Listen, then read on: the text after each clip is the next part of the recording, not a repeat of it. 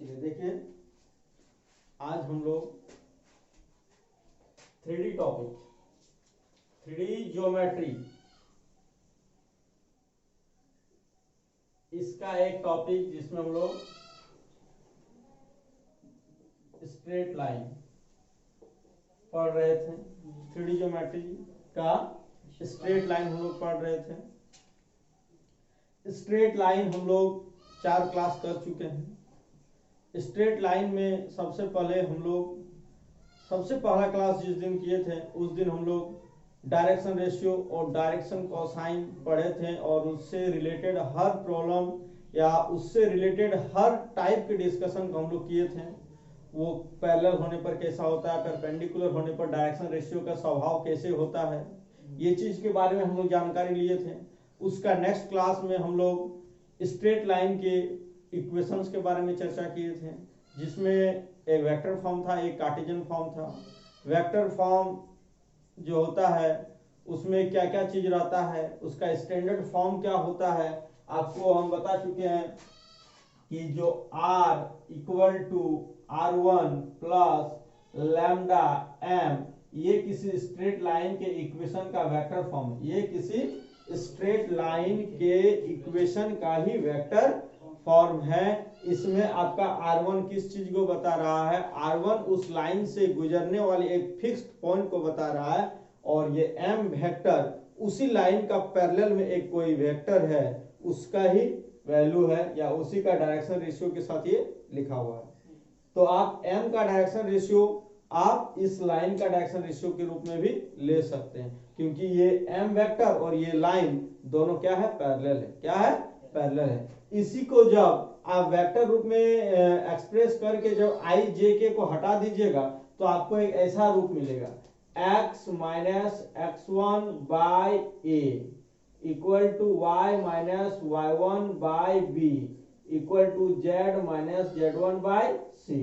आपको हम बता दें कि ये x1 y1 z1 तीनों को मिला देंगे तो कौन बनेगा, r1। मतलब x1i plus y1j plus z1k, इसको कौन देगा, इस वैल्यू के इक्वल कौन रखेगा, r1। और ai plus bj plus ck, इस वैल्यू को कौन रखेगा, m वेक्टर। तो आप वेक्टर फॉर्म से कार्टेशियन फॉर्म, इसको क्या बोलते हैं, वेक्टर फॉर्म। क्या बोलते हैं, वेक्टर फॉर्म। और ये क्या है, कार्टेशियन फॉर्म। ये क्या है, कार्टेशियन फॉर्म। Cartesian form. तो आप वेक्टर फॉर्म से कार्टेशियन फॉर्म में आप आसानी से जा सकते हैं। जस्ट सेकंड आप बोल सकते हैं, 30 सेकंड के अंदर आप इसे चेंज कर सकते हैं। आपको इस वेक्टर फॉर्म से कार्टेशियन फॉर्म में चेंज करने के लिए कोई बड़ा मेथड या कुछ है नहीं, इसमें बहुत ज्यादा टाइम नहीं लगता है। 30 सेकंड टाइम दिखे काफी है, समझे ना। आप वेक्टर फॉर्म को जस्ट देख के आप उसको कार्टेशियन फॉर्म में लिख सकते हैं, या फिर कार्टेशियन फॉर्म को देख के आप वेक्टर फॉर्म में उसको लिख सकते हैं। आपको जैसा देगा, आपको कोई क्वेश्चन बनाएंगे दोनों मेथड से बनेगा, दोनों का अलग अलग फॉर्मूला रहेगा, लेकिन कोई जरूरी नहीं कि आप दोनों के अलग अलग फॉर्मूला को याद रखें। आप किसी को सॉल्व करने के लिए वेक्टर फॉर्म से याद किए हैं, तो जब भी आपका एग्जाम में कार्टेशियन फॉर्म में क्वेश्चन देगा, उसको तुरंत वेक्टर में 30 सेकंड के अंदर लोग ट्रांसफर कर लेंगे और उसके बाद उस मेथड से बनाएंगे। तो ये हम लोग पढ़े थे। इसके बाद कोई भी लाइन, ये क्या था, पॉइंट एंड पैरेलल फॉर्म। इसको हम लोग क्या नाम दे सकते हैं, पॉइंट एंड पैरेलल फॉर्म। मतलब कोई भी लाइन किस पॉइंट से पास कर रहा है और वो किस वेक्टर का पैरेलल है वो दे देगा, तब हम वेक्टर फॉर्म में इस फॉर्मूला का यूज करके उसका इक्वेशन को तैयार कर सकते हैं। आपको बता दें कि r के पास क्या है, r के पास है x plus y plus z, मतलब x i plus y j plus z k. आप यदि कोई पॉइंट को चेक करना चाहते हैं कि वो इस लाइन से गुजर रहा है कि नहीं गुजर रहा है, तो आपको पॉइंट कहाँ रखा जाना चाहिए, आर वेक्टर के पास। किसके पास, आर वेक्टर के पास। तो ये होता है पॉइंट एंड पैरेलल फॉर्म। एक आपको हम बता रहे हैं कि 2 पॉइंट फॉर्म। क्या है, 2 पॉइंट फॉर्म। तो 2 पॉइंट फॉर्म में क्या होगा, 2 पॉइंट फॉर्म। तो 2 पॉइंट फॉर्म में क्या होगा, देखो कि x minus x1 by x2 minus x1, equal to y2 minus y minus y1 by y2 minus y1 equal to z minus z1 by z2 minus z1। ये जो है ये कार्टेशियन फॉर्म है। ये फॉर्मूला तब यूज करते हैं जब किसी लाइन का दो पॉइंट दे दिया हो, दो पासिंग पॉइंट दे दिया हो, और इसी का वेक्टर फॉर्म ये होता है r equal to r1 plus lambda r2 minus r1। क्या है? r equal to r1 plus lambda r2 minus r1। ये आपका हो गया वेक्टर फॉर्म, वो हो गया आपका कार्टेशियन फॉर्म। तो ये दोनों फार्मूला कब यूज होंगे? जब हमको किसी लाइन का दो पॉइंट पता हो। जब हमको किसी लाइन का दो पॉइंट पता हो तो हम इस फार्मूला का, और ऊपर में पॉइंट एंड पैरेलल फॉर्म, मतलब एक पॉइंट और किसका पैरेलल है वो पता हो तो ऊपर वाला यूज करेंगे। यदि दो को पॉइंट पता हो तो हम इस दोनों फार्मूला का यूज करेंगे। वेक्टर से कार्टेशियन, कार्टेशियन से वेक्टर। आपको याद रहे कि ये इस फॉर्म का क्या नाम है? कार्टेशियन फॉर्म, और इसको वेक्टर फॉर्म। तो वेक्टर फॉर्म से कार्टेशियन फॉर्म को चेंज करने में कितना टाइम लगता होगा? 30 सेकेंड। 30 सेकेंड में आप इसे आराम से चेंज कर सकते हैं, इसमें कोई ज्यादा टाइम का जरूरत नहीं है। जैसे एग्जांपल देके भी हम आपको बता देते हैं। जैसे हम लोग का एक वेक्टर इक्वेशन है r equal to 2i plus 3j minus 6k और plus lambda 2i plus 3k और j नहीं दिए। j हम लोग दे देते हैं, आप लोग स्टार्टिंग में है तो j नहीं दिए तो हम j दे देते हैं, ओनली j दे दिए और प्लस k दे दिए। तो आप कैसे इसको वेक्टर फॉर्म में चेंज कीजिएगा, कार्टेशियन में?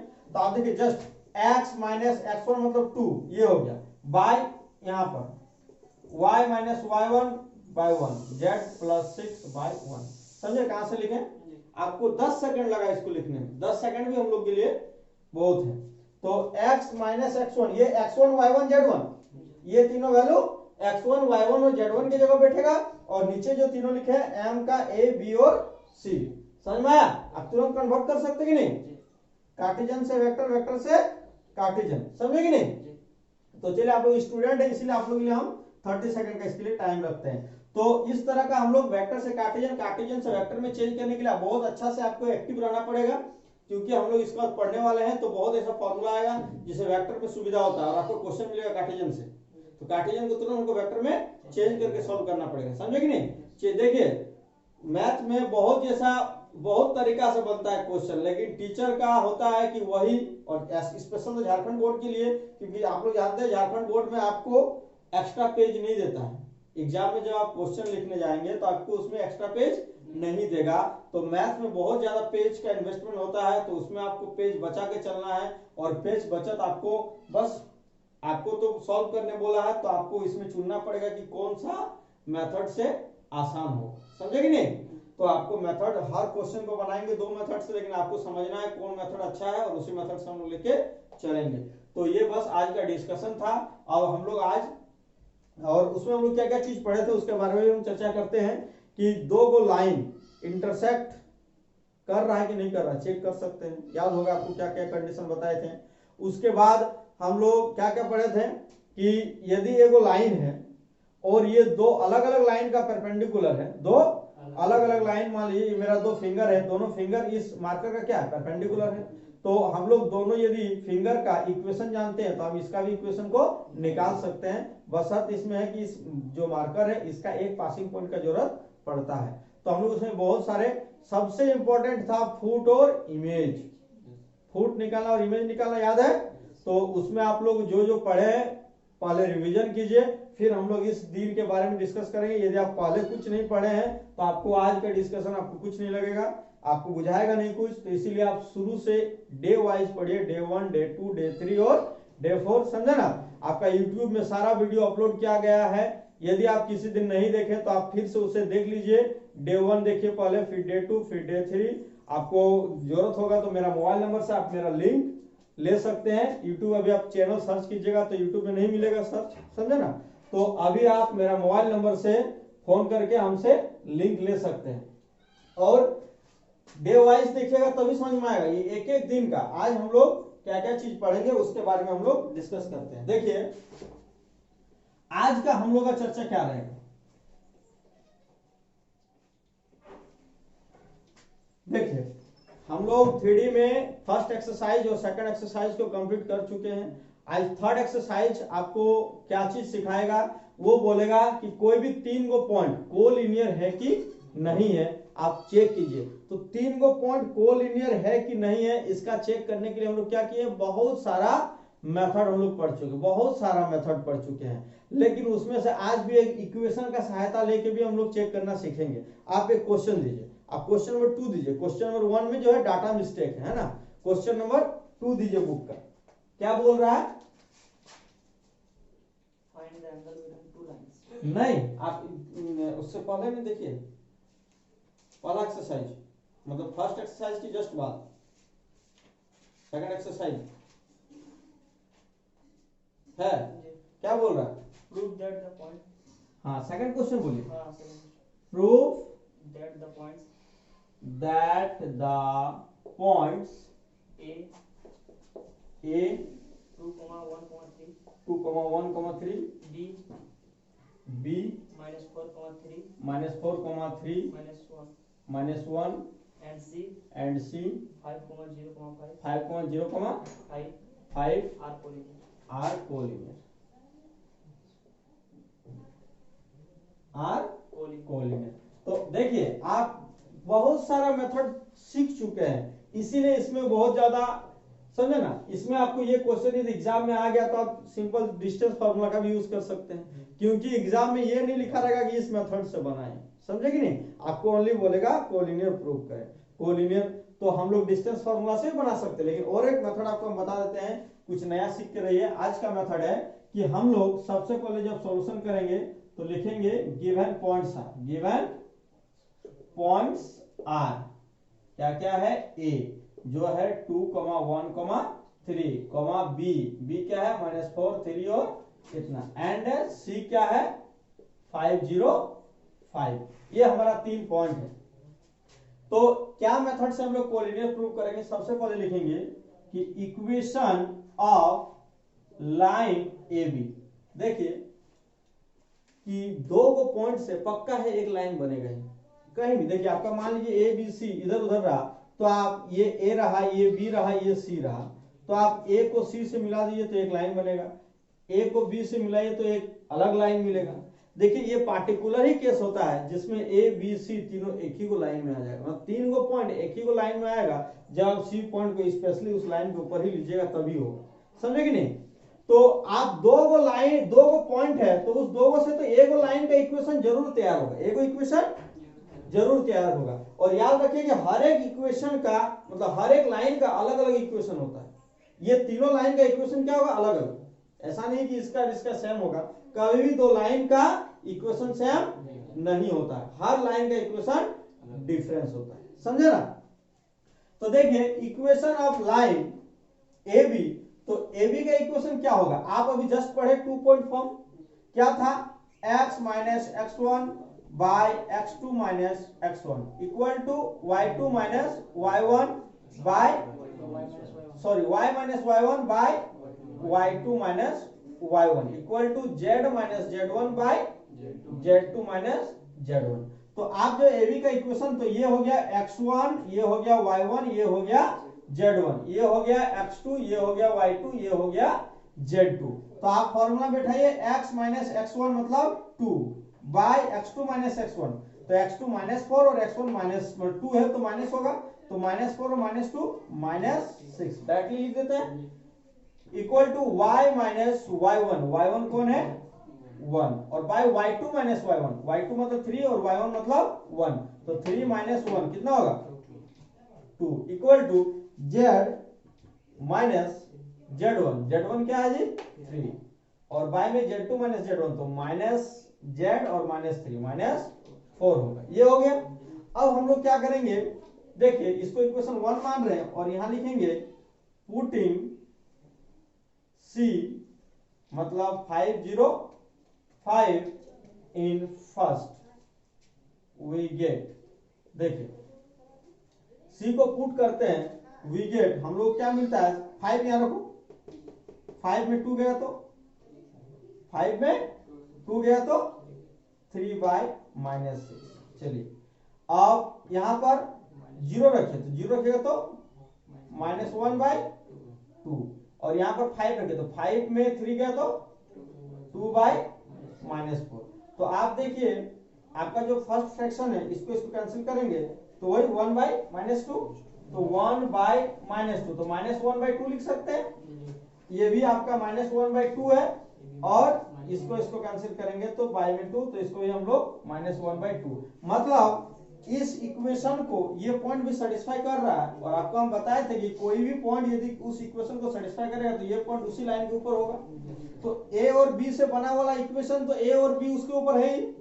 अब यदि सी भी सेटिस्फाई कर रहा है तो सी भी कहाँ है, इसी लाइन के ऊपर है। तो मतलब ए बी सी तीनों पॉइंट किसके ऊपर है, इस इक्वेशन 1 के ऊपर है। तो यदि किसी एक लाइन के ऊपर 3 पॉइंट हो तो हम उस तीनों पॉइंट को क्या नाम से जानते हैं, कोलिनियर पॉइंट्स, याद है। चलिए गुड, तो हम लोग लिख देंगे विच सेटिस्फाई द इक्वेशन, लिख देते हैं विच satisfied the equation therefore a comma b comma c are collinear। हो गया हंस प्रूफ, कोई दिक्कत। चलिए लिखिए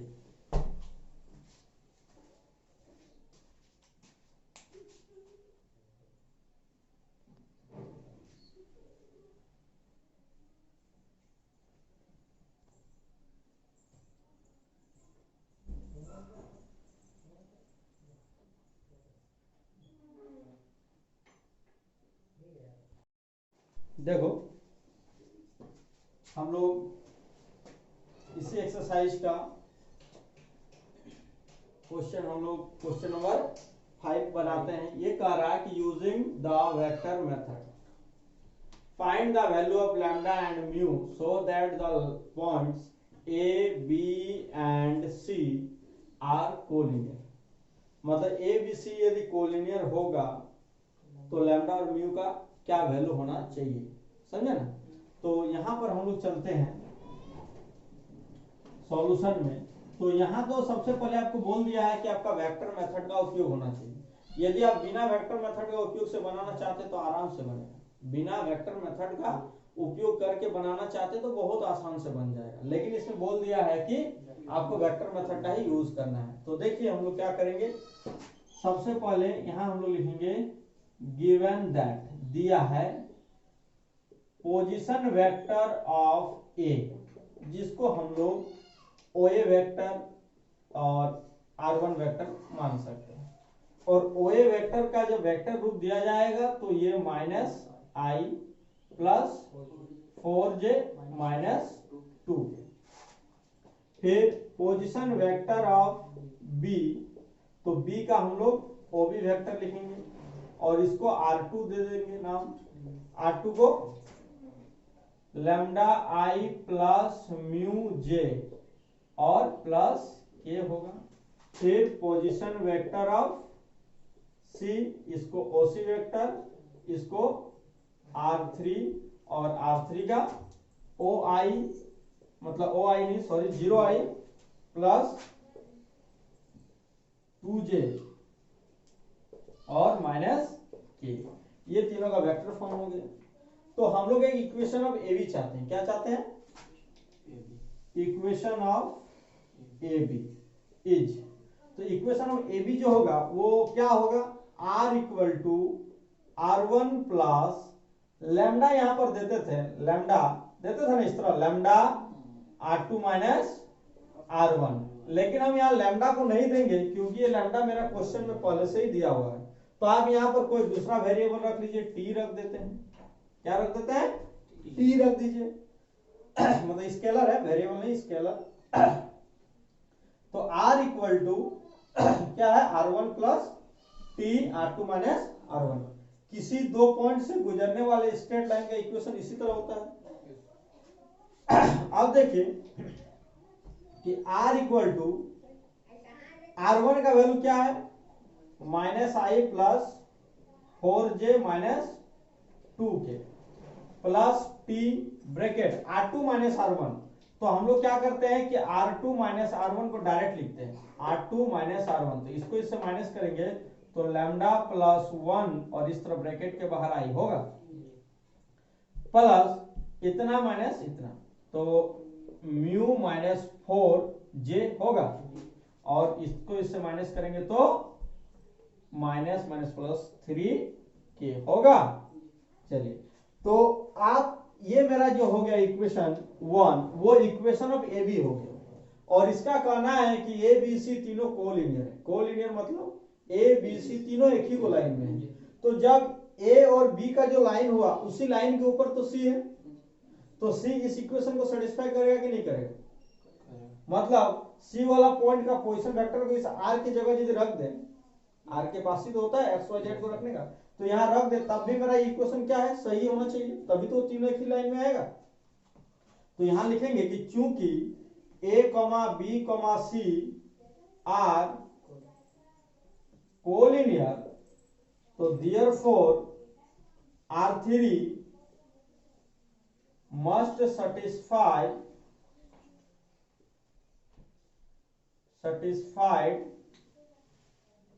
equation 1। R3 must satisfied equation 1, मतलब R3 को आप इस इक्वेशन 1 में R की जगह रख सकते हैं। तो देयरफॉर आपका क्या आएगा यहाँ पर R3 का वैल्यू क्या है जी, 0i प्लस 2j और माइनस के इक्वल टू RHS में क्या है, minus i plus 4j minus 2k plus t bracket lambda plus 1 i plus mu minus 4 और j और प्लस 3k। तो हम लोग क्या करते हैं कि ये वाला जो वेक्टर है उसको लेफ्ट साइड ले आते हैं, उसको हम लोग क्या करते हैं, लेफ्ट साइड ले आते हैं। तो ये माइनस आई लेफ्ट आएगा, तो इससे जुटेगा तो वही प्लस आई की ओर बचेगा, क्या बचेगा, प्लस आई बचेगा। तो यहाँ पर हम लोग लिख देते हैं प्लस आई। इस 4j को लेफ्ट ले आएंगे तो हो जाएगा माइनस 2j, क्या हो जाएगा, और इस माइनस 2 को इधर ले आएंगे तो प्लस 2k, और एक घटेगा तो प्लस k बचेगा, क्या बचेगा, और RHS में क्या है, RHS में उस t को जो है मल्टीप्लाई कर देते हैं तीनों के साथ, t lambda plus 1 i plus t mu minus 4j और 3t के, यही होगा ना। अब हम लोग ये क्या करते हैं, बाय या इक्वेटिंग लिख देते हैं कोफिशिएंट ऑफ आई जे के, equating coefficient of I comma J comma के, तीनों का कोफिशिएंट को इक्वेटिंग करेंगे तो क्या मिलेगा, इधर है आई का कोफिशिएंट 1, उधर आई का कोफिशिएंट है टी लैम्डा प्लस 1, इधर जे का कोफिशिएंट माइनस 2, उधर जे का टी म्यू माइनस 4, और यहां 1 इक्वल टू के का कोफिशिएंट 1 और इधर के का 3t। तो आप देख रहे हैं कि यहां से t आसानी से निकल जाएगा, t इक्वल टू 1/3। अब t का वैल्यू 1/3 आ गया, तो t का वैल्यू यहां रख देते हैं, तो यहां से लैम्डा निकल जाएगा, t का वैल्यू यहां रख देंगे तो यहां से म्यू निकल जाएगा। नाम दे दीजिए इस इक्वेशन का भी, ये इक्वेशन 2 हो जाएगा, ये इक्वेशन 3 हो जाएगा। तो फ्रॉम 2 यदि हम लेंगे, फ्रॉम 2 तो क्या होगा, 1 इक्वल टू 1/3 और यहां लैम्डा प्लस 1, तो इस 3 को मल्टीप्लाई करेंगे तो क्या हो जाएगा, 3 इक्वल टू लैम्डा प्लस 1, तो इंप्लाइज लैम्डा इक्वल टू 2 हो जाएगा। और लैम्डा इक्वल टू 2 आ गया, तो लैम्डा इक्वल टू 2 आ गया, एंड लास्ट में लिख दो फ्रॉम इक्वेशन थर्ड में क्या है, -2 इक्वल टू टी मतलब 1/3 और यहां म्यू माइनस 4, तो 3 को मल्टीप्लाई करोगे क्या आएगा, -6, क्या आएगा, और उधर क्या बचा, म्यू माइनस 4 को लेफ्ट साइड लाएंगे तो ये इधर के +4 होगा, तो म्यू इक्वल टू क्या बचेगा, -2 बचेगा, क्या बचेगा, तो लैम्डा का वैल्यू 2 और म्यू का वैल्यू -2, आंसर हो गया। मतलब लैम्डा के जगह 2 और म्यू के जगह -2 रखने से ये तीनों पॉइंट कोलिनियर हो जाएगा, क्या हो जाएगा, तो ये वेक्टर मेथड में बोला इसीलिए इतना लॉन्ग है, उस मेथड से तो और शॉर्ट होता, लेकिन जो मेथड में बोला गया उसी मेथड से बनाएंगे, समझे ना? ठीक है।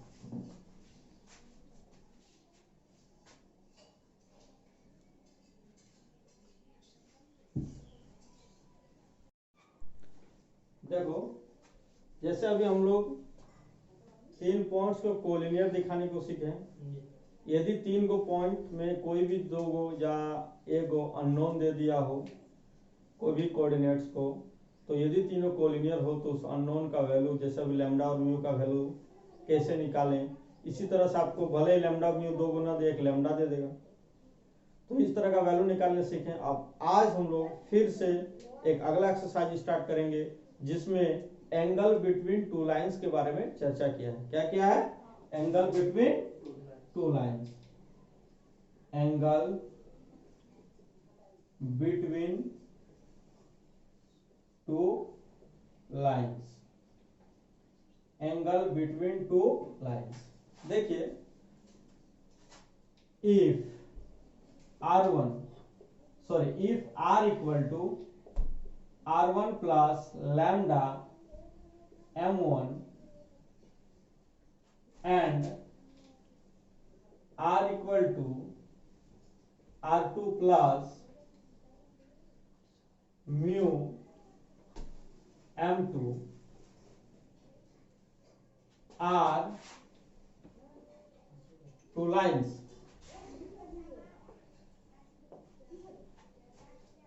then देखिए इधर कि यदि ये एक लाइन है, ये क्योंकि हम जानते हैं कि किसी भी लाइन का स्टैंडर्ड फॉर्म इसी तरह होता है, आर रहेगा, r1 रहेगा और m रहेगा, तो यहाँ 2 को था ना, इसलिए m1 और m2 मान ली, और यहाँ पर r1 यहाँ r2 दो अलग अलग पासिंग पॉइंट है। तो यदि ये एक स्ट्रेट लाइन है और ये एक स्ट्रेट लाइन है, तो दोनों के बीच का एंगल को थीटा मान लेते हैं। मतलब लिखे हुए हैं कि इफ r इक्वल टू इतना एंड r इक्वल टू इतना आर 2 लाइन्स, स्ट्रेट लाइन लिख देते हैं, है ना, are 2 straight lines and theta is angle between first and second, then theta equal to क्या होगा, तो हम लोग को थीटा इक्वल टू क्या होगा, तो उसका जानकारी देखिए कैसे हम निकालते हैं। मान लेते हैं कि ये इक्वेशन 1 एक लाइन, तो ये इक्वेशन 1 जब ये एक लाइन है तो m1 कहां पर होगा, इसी के पैरेलल, इस वेक्टर को हम लोग m1 वेक्टर के नाम से जानेंगे। और इक्वेशन 2 एक दूसरा लाइन है जो इसके साथ थीटा एंगल बनाया हुआ है, इसके साथ थीटा एंगल बनाया हुआ है, ये क्या है इक्वेशन 2। तो ये m2 कहां होगा, इक्वेशन 2 के ही पैरेलल, इक्वेशन 2 के ही पैरेलल में होगा, इस वेक्टर का नाम होगा m2 वेक्टर। तो आप बताइए, ज्योमेट्री में आप लोग पढ़े होंगे ये और ये एंगल समान होगा, हाँ, ये और ये एंगल समान होगा। तो आप क्योंकि ये इसका पैरेलल है और ये इसका पैरेलल है, तो दोनों का पैरेलल जो वेक्टर है उस दोनों के बीच का भी एंगल उस दोनों के एंगल के इक्वल होता है। तो m1 और m2 के बीच का जो एंगल है वही लाइन 1 और लाइन 2 के बीच का एंगल है। तो हम लोग को बोला गया एक्चुअल में कि लाइन 1 और 2 के बीच का एंगल निकालिए, तो हम लोग अपना चालाकी करेंगे, हमको तो चाहिए थीटा, अब हम कहीं से ला के दें, तो हम लोग क्या बुद्धि लगाएंगे, m1 और m2 के बीच का एंगल निकालेंगे।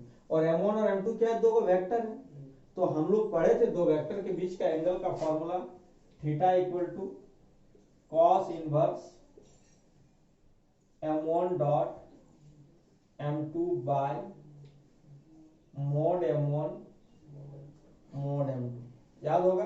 वहां पर था a dot b by mod a mod b, यहाँ पर m1 और m2 दो अलग अलग वेक्टर के नाम से जाना जा रहा है। तो यदि कोई भी स्ट्रेट लाइन, यदि कोई भी 2 स्ट्रेट लाइन के बीच का एंगल निकालना हो तो हम लोग इस फॉर्मूला का यूज करेंगे और दोनों वेक्टर के बीच का एंगल को निकालेंगे। समझ में आया? 2 स्ट्रेट लाइन, आपका जस्ट अभी क्वेश्चन एक दीजिए, हम लोग बनाते हैं। बुक का क्वेश्चन बोलिए। Find angle between find the angle the angle between each of the following each of the following following pairs of lines pairs of lines r vector equal to r vector equal to 2i 2i plus j plus j minus 3k minus 3k 3 and plus plus lambda lambda I minus j I minus j minus 2k minus 2 and and r vector equal to 3i 3i minus j plus 5 plus mu plus mu 3i 3i minus 5j minus 5j minus 4k minus 4k 4 ये दिया। तो देखिए कि find the angle between each of the following pair of, तो इसका solution में हम लोग क्या क्या लैंग्वेज लिखेंगे, कैसे सॉल्व करेंगे। देखिए सबसे पहले लिखेंगे गिवन लाइंस आर, तो r equal to 2i plus j minus 3k plus lambda i minus j minus 2k equation 1 मानते हैं, and r equal to 3i minus j plus 5k plus mu 3i minus 5j minus 4k, इसको equation 2 मानते हैं। अब यहाँ क्या लिखेंगे, यहाँ पर हम लोग लिखेंगे ये language comparing 1 and 2 with the standard equation r equal to r1 plus lambda m1 and r equal to r2 plus mu m2 we get. यदि इस दोनों इक्वेशन को इस दोनों इक्वेशन से कंपेयर किया जाए तो हम लोग को मिलेगा r1 के जगह में 2i plus j minus 3k comma r2 के जगह मिलेगा, क्या मिलेगा r2 के जगह 3i minus plus 5k comma m1 की जगह क्या मिलेगा m1 i minus j plus 2k and m2 क्या मिलेगा 3i minus 5j minus 4k। ये हो गया।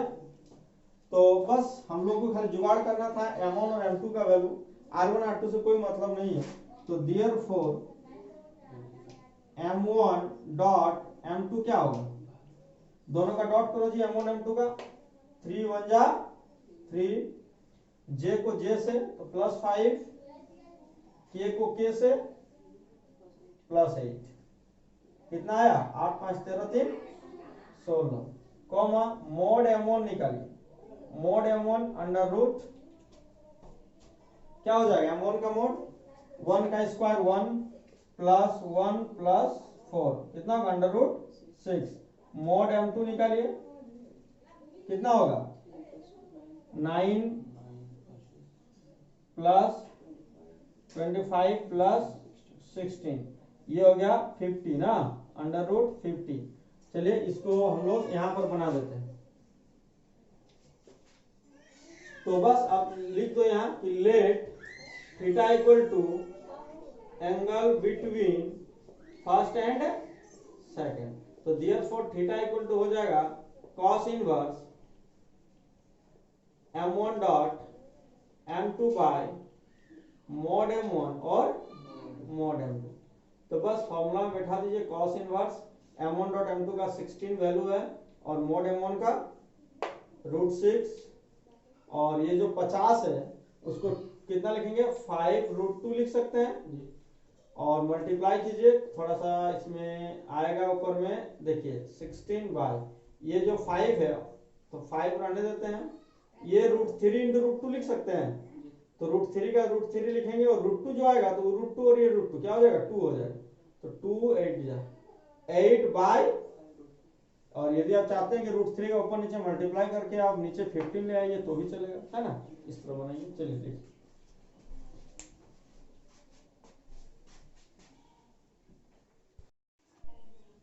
देखो हम लोग find the angle between two lines whose direction ratios are इतना एंड इतना। दो लाइन का डायरेक्शन रेशियो दिया हुआ है तो आप दोनों के बीच का एंगल निकालिए। तो ये क्वेश्चन पहले का ही है, आप लोग जानते हैं कि cos थीटा इक्वल टू एक फॉर्मूला होता है L1 L2 plus M1 M2 plus N1 N2। जहाँ थीटा क्या है, दो लाइन के बीच का एंगल है, जहां पर दोनों लाइन का ये सब क्या है, L1 L2 डायरेक्शन कोसाइन है। ये सब क्या है, L1 L2 M1 M2 और डायरेक्शन कोसाइन बनता कहां से, डायरेक्शन रेशियो से बनता है। डायरेक्शन रेशियो दिया हुआ, देखिए let capital L1 and capital L2 are two lines. मानते हैं कि L1 और L2 क्या है, दो लाइंस है। whose direction ratios are 2, 1, 2 and 4, 8, 1 respectively. मतलब क्रमशः दो लाइन का डायरेक्शन रेशियो ये और ये है। तो therefore direction cosines of L1 and L2 are, क्या होगा डायरेक्शन कोसाइन जी, 2 बाय अंडर रूट 2 का स्क्वायर प्लस 1 का स्क्वायर प्लस 2 का स्क्वायर होगा, comma 1 by under root 4 plus 1 plus 4, comma 2 bye under root 4 plus 1 plus 4 and ये कितना होगा, 4 बाय अंडर रूट 4 का स्क्वायर 16, ये 64 plus 1, comma 8 by under root, हम सीधे इसका वैल्यू लिख देते हैं, कितना होगा 60, ये 81 हो जाना ना, है, और कॉमा 1 बाय रूट 81 रिस्पेक्टिवली। ये क्या लिखे, क्रमशः ये और ये डायरेक्शन कोसाइन है किसका, L1 और L2। दैट इज मतलब अगला स्टेप अर्थात 2 बाय, इसको कितना लिख सकते हैं 3, 1 by 3, 2 by 3 and 4 by 9, 8 by 9 और 1 बाय 9। ये डायरेक्शन कोसाइन हो गया किसका, दो लाइन जो हम लोग मान चुके हैं L1 और L2 दोनों का डायरेक्शन कोसाइन हो गया। बस तो यहां पर लिख देते हैं कि let theta equal to angle between L1 and L2, therefore cos theta equal इतना लिख सकते हैं। तो L1 मतलब हो गया ये 2 बाय 3 इंटू L2 मतलब हो गया ये 4 बाय 9 प्लस M1 मतलब क्या हो गया, M1 हो गया 1 बाय 3, M2 मतलब 8 बाय 9 प्लस N1 मतलब हो गया 2 बाय 3 इंटू 1 बाय 9। तो ये कितना हो जाएगा, 2 4 जा 8, 9 3 जा 27 प्लस 8 1 जा 8, 27 प्लस 2 बाय 27। तो एलसीएम लेंगे यहाँ 27 और ये 8 8 16 to 18, ये 18 आ गया। तो देयरफॉर थीटा इक्वल टू क्या हो जाएगा, cos इनवर्स 18 बाय 27। ये मेरा आंसर होगा। कोई दिक्कत, तो दो लाइन के बीच का एंगल ये निकालने का रूल होगा यदि आप उस दोनों लाइन का डायरेक्शन रेशियो जानते हैं तो। यदि दो लाइन का डायरेक्शन रेशियो दिया हुआ है तो उसका दोनों के बीच का एंगल आप आराम से निकाल सकते हैं।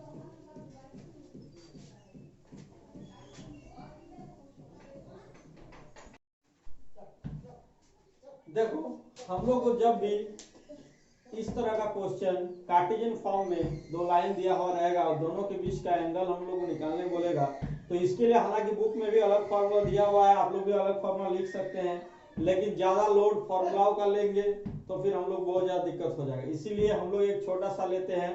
क्या करेंगे सॉल्यूशन में, ये करेंगे, given lines are, x plus 1/1 equal to 1 minus 4/1 equal to z minus 5/2, इसको इक्वेशन 1। एंड इक्वेशन 2 में क्या है, x plus 3/3 equal to y minus 2/5 equal to z plus 5/4, ये इक्वेशन 2। और यहाँ खाली लिख दीजिए एक बार, vector form of 1 and 2 r क्या क्या है। पहला का वेक्टर फॉर्म क्या होगा जी, r इक्वल टू r1 की जगह क्या लिखा है, ये माइनस आई प्लस 4j और प्लस 5k प्लस लैम्डा, ये क्या हो जाएगा, आई प्लस j प्लस 2k, ये हो गया। एंड इसका क्या होगा, r equal to minus 3i plus 2j minus 5k और प्लस म्यू ले लेते हैं, ये क्या हो जाएगा 3i plus 5j plus 4k respectively. हो गया। अब क्या करेंगे, ये हो गया vector form of first and second. अब आप इस लाइन और उस लाइन के बीच का इक्वेशन निकाल दीजिए, लिखिएगा कंपेयरिंग 1 एंड 2, या फिर इसका 3 और 4 नाम दे दीजिए, इसको 3 और इसको 4। अब यहाँ लिखिए कंपेयरिंग, अब मतलब जो हम लोग पहला क्वेश्चन सॉल्व किए बस same to same first question solve किए ना, m1 m2 निकालेंगे, डॉट प्रोडक्ट मॉडुलस निकाल के फॉर्मूला में बिठा देंगे, तो ये हो गया हम लोग का इस टाइप का। चलिए इसको भी थोड़ा लिख लीजिए।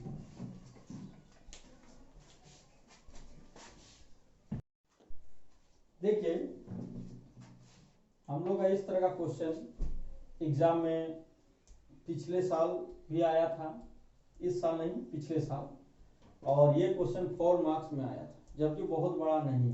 देखिए सॉल्यूशन में हम लोग इसको कैसे सॉल्व करेंगे, क्या बोल रहा है कि find the value of k for which the lines इतना एंड इतना are perpendicular to each other, मतलब ये दोनों लाइन आपस में परपेंडिकुलर है तो k का वैल्यू क्या रखना चाहिए। तो आपको पता होगा कि जब दो लाइन परपेंडिकुलर होता है तो दोनों का डायरेक्शन रेशियो का गुणनफल का जोड़ क्या होता है, 0 होता है, प्रोडक्ट का सम क्या होता है, 0 होता है। तो जब हम सॉल्यूशन करेंगे तो यहाँ पर हम लिखेंगे सबसे पहले गिवन लाइंस आर, तो ये x minus 1/-3 equal to y minus 2/2k equal to z minus 3/2, ये इक्वेशन 1।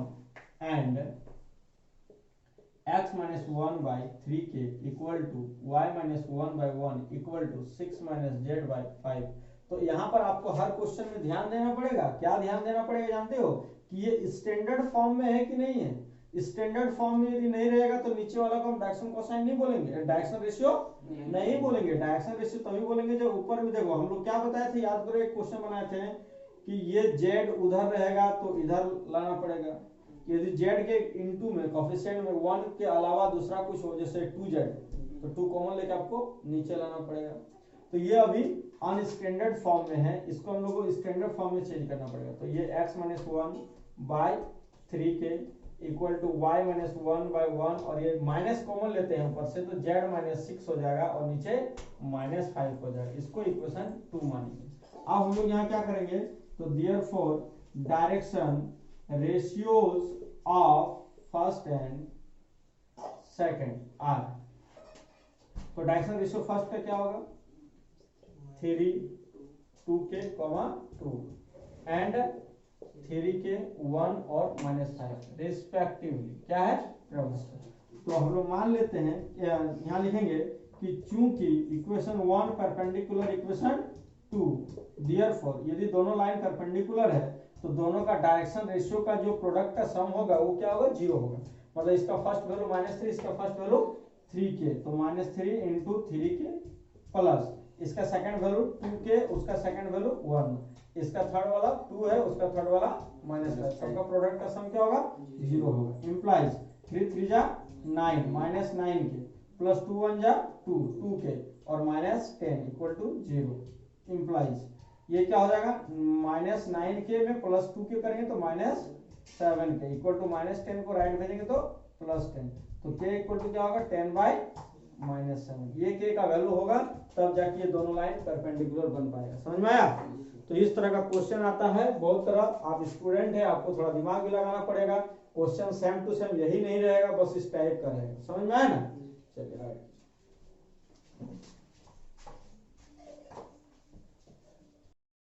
इसका मतलब अब इसके बाद यदि आप लोग को बोल देगा कि prove that the two lines are perpendicular, तो दोनों के डायरेक्शन रेशियो का प्रोडक्ट का सम यदि 0 आ जाता है तो ऑटोमेटिक परपेंडिकुलर हो जाता है।